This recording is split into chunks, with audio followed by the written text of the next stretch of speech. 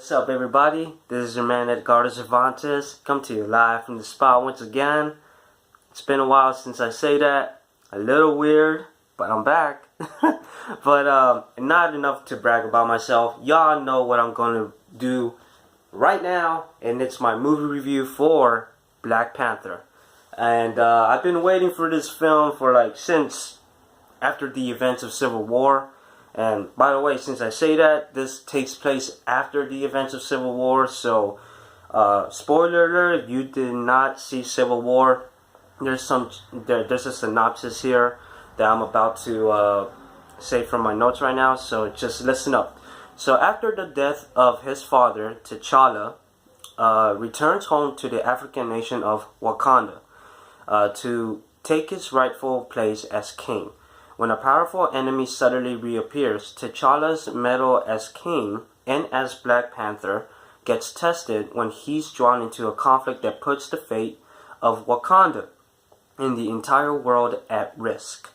Faced with treachery and danger, the young king must rally his allies and release the full power of Black Panther to defeat his foes and secure the safety of his people and his country.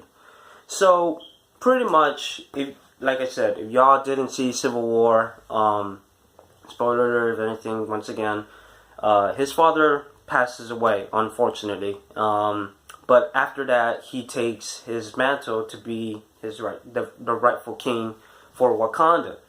But in this movie, what I would say is, what I really love about it is that it takes so much conflict in such a different way that I didn't really expect a superhero film to do. And it's to feel that little suspension, and it's actually I like how in the film you see T'Challa, or Black Panther himself, T'Challa is really struggling to just protect his country, but also failing in a mission, which you will see in the movie. Not a spoiler alert there, it's just that's what happens. And I like how he is challenging these own risks to also struggle himself, to also become a great king and learn from something and to change something as best as possible. So, Chadwick Boseman, by the way, I thought he did a phenomenal job in Civil War. He surprised everybody, just like Tom Holland did with his Spider-Man character. But in this one, man, he's Black Panther. He's what's up. And for him to represent, just Africans and just so many colored people, I think this is a great deal, and then you see Lupita Nyong'o, but not just being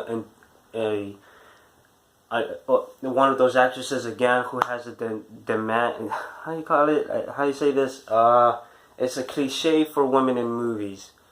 Demands in distress, something like that. Yeah, correct me if I'm wrong, if anything. All right, feel free. But yeah, I like how each female character in this movie has something to do. Especially shout out to T'Challa's sister in the movie. She was so cool. She was one of those sisters that you would want to have with friends, that you could hang out on a daily basis, just being cool and talk about some nerd shit.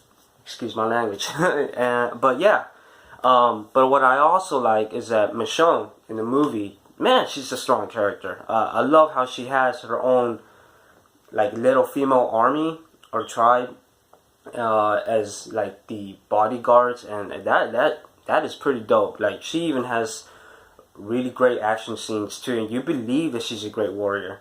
And I thought Angela Bassett, T'Challa's mother, she you know, she played like a typical mother, a typical, you know, queen, whatnot. But she put a lot of heart into it too. I bought it. You know, I didn't have no problem. Freeman himself, aka Hobbit slash Sherlock Holmes in the BBC network, if anything, or London version. He did pretty phenomenal too. Andy Serkis was crazy in the moment. You know, I kind of felt like that Joker vibe in some way. Just a bit, just a tiny bit. I thought he kind of tried too hard to be funny at times, but I bought his jokes. But man, the one who really stole the film almost to Chadwick Boseman was Michael B. Jordan. His portrayal as Killmonger really surprised me, but in a great way. He brought a lot of conflict, suspense, and you get or understand his motivation of where he comes from. And I mean, I don't want to spoil anything, so I mean, this is a non-spoiler review just to let you all know if you saw the title. But man, Michael B. Jordan, he was so good in this film. You know, I like to take credit's due of how he. I mean, I never thought of him as a villain, but I really buy him as the villain. You know, he was just really good. I mean, I like his costume too. I thought, yeah, you know, Marvel has a thing of, you know, copying other heroes' costumes. You know, just like Iron Man with Ironmonger. What else? Captain America with the Winter Soldier in some way. You know, facing Serum versus Serum or whatnot. But every comic book movie does that too. But I thought the costume for Killmonger was pretty badass. You know, with the gold and the black. It's actually pretty tight. But yeah, Michael B. Jordan, Chadwick Boseman, they really elevated this film too. They carried this film with such heart. You know, the comedy. By the way, the comedy chops in this film really hit up tight. There was some few awkward moments here and there. But other than that, it was. I love how that one tribe, the gorilla tribe. I forgot their tribe's name. Right now, I cannot remember it, but the gorilla tribe was there. They had some funny moments in the film too, so shout out to them. But Ryan Coogler, the director of this film, who directed Creed, which I didn't see, but I heard it's a really, really phenomenal film, and Fruitvale Station, which also starts, both of them starts Michael B. Jordan. Ryan Coogler is a director that I think he's really up and coming, and he's going to have a great future too. And I agree with so many movie reviewers out there. He has done a phenomenal job for a Marvel movie.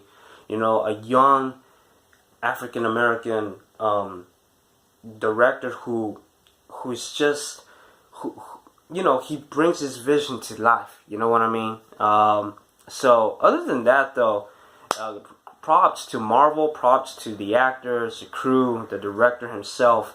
Kevin Feige does it again, you know. So, other than that, I had a blast with this film. There was at moments at times where the action scenes where it took place at night times, it was a little like shaky. You couldn't really tell what's really happening or not. But then, you know what? I had fun. It was a great time in the theater. Guilty pleasure. I saw it 3 times, so. Yeah, you know, shout out to Eric, my cousin. Shout out to my cousin, another cousin of mine, Aaron, aka Iron Man. You already know, bro. Josh, who I saw it with too. You know, I thank you guys for seeing it with me too. Don't be surprised if I see it again. You know, that's how you know I'm a fanboy myself. So, yeah. But hey, look, tell me your thoughts about this film. Let me know what your feelings are about this film. By the way, I forgot to say this, but I really love how they captured the culture of not just Wakanda, but the African culture in this film. It was really deep.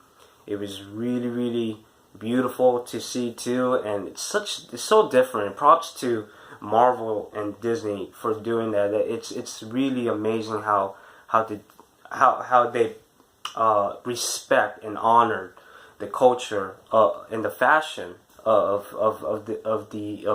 Africa itself, you know. So props to them. Yeah, it's really amazing.